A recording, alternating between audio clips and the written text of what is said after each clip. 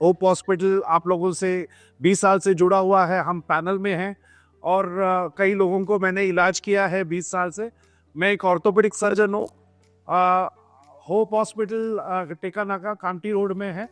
यदि आप अपने दोस्त को बचा लेते हैं, आप ना केवल उसको खतरे से बाहर निकालते हैं, आप उसके परिवार के पास वापस ले जाते हैं, आपके वो उसके बच्चे के पास वापस ले जाते हैं, उसके भविष्य के पास वापस ले जाते हैं। एक ऐसा टूल हम ये ट्रेनिंग के दौरान हम आपको देंगे जो इतना शक्तिशाली, इतना पावरफुल रहेगा, जिससे कि आप अपने दोस्तों की जान बचा पाएंगे।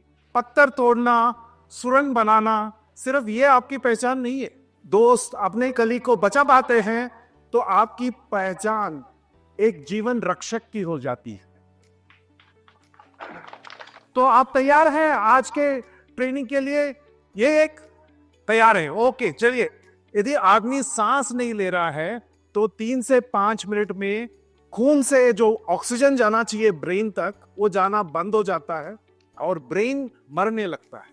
100 बार 1 मिनट के अंदर कंप्रेशन देना है, ठीक है? आपको हाथ सीधा रखना है और चेस्ट के बीच में रख के आपको नीचे दबाना है और 2 इंच नीचे जाना चाहिए। ये जो छाती है, ये लेवल से 2 इंच नीचे जाना चाहिए। तो इसी को हम बोलते हैं को सीपीआर, यानी कंप्रेशन ओनली लाइफ सपोर्ट।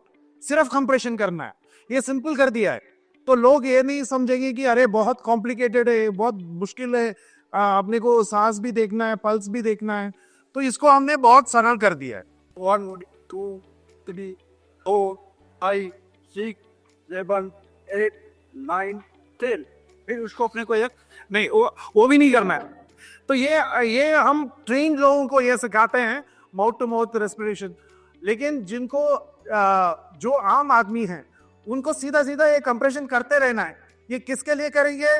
जो सांस नहीं ले रहा है, जो रिस्पॉन्ड नहीं कर रहा है, उनके लिए आप करेंगे। इससे क्या होता है, हार्ट जो बंद हो जाता है, जो पंप नहीं कर रहा है, हम उसको मैनुअली पंप कर रहे हैं।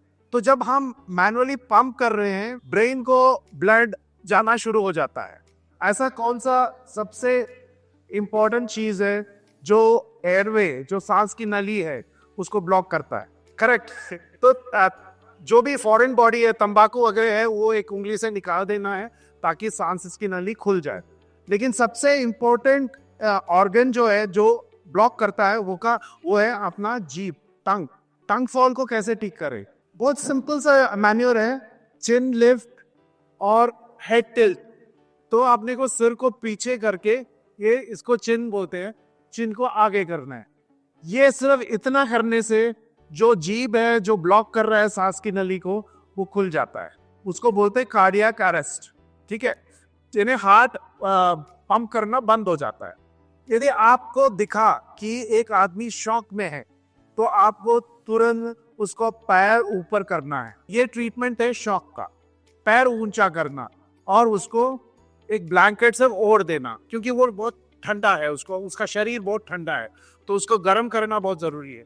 जब कोई ऊंचे जगह से नीचे गिरता है तो उसकी रीढ़ की हड्डी टूट सकती है। रीढ़ की हड्डी सर से लेके यहां तक रहती है। इसके बीच में से बड़ी नस है, स्पाइनल कॉर्ड।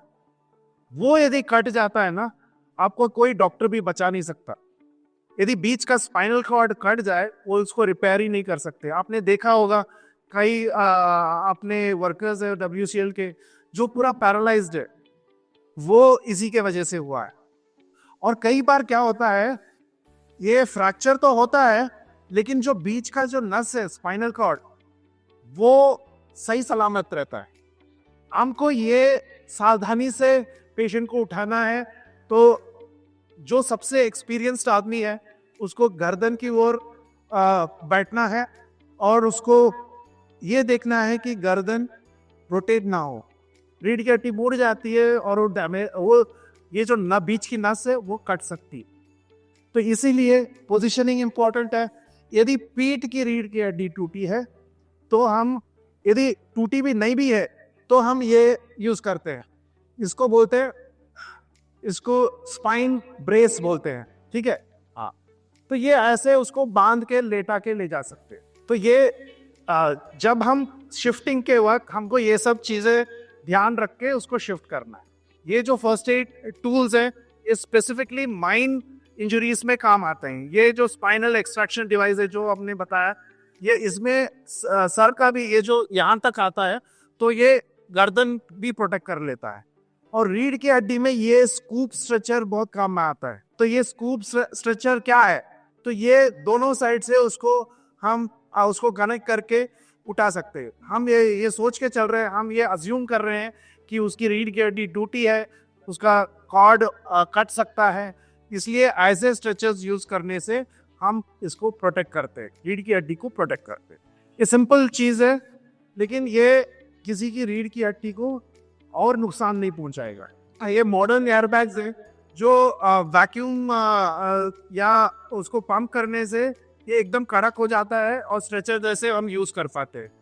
सब ग्लोटिक एयरवे डिवाइस है जो, हाँ ये देखिए, हाँ तो ये ओपन करके इसमें पैर डाल के हम ये कर सकते हैं। इसको और फुलाना है तो ये स्टिफ हो जाता है। ये एक मॉडल पाउडर है जो यदि आपने देखे होंगे कई बार कि खून इतना ज्यादा बहता है कि वो रुकता ही नहीं है, कितना भी प्रेशर डालो रुकता ही नहीं है। तो ये यदि एक पैकेट हम हमारे पास है तो उसका पाउडर हमको घाव में डाल देना है, खून एकदम मैजिकली बंद हो जाता है। तो आज आपको हमने 3 मेजर इंजरीज के बारे में बताया। एक तो इंफाक्शन, हार्ट अटैक, दूसरा शॉक यानी जब खून ज्यादा बह जाता है पैर उठा के रखना है, ढकना है, और तीसरा स्पाइनल इंजरी, जब कोई बेहोश है हम अज्यूम करते हैं कि उसकी रीढ़ की हड्डी टूटी है और उसको ध्यान से उसको 2 जन उठाएंगे नहीं, कम से कम 4 लोग उठाएंगे। 2 जन उठाने से रीढ़ की हड्डी पे ध्यान नहीं दे पाते।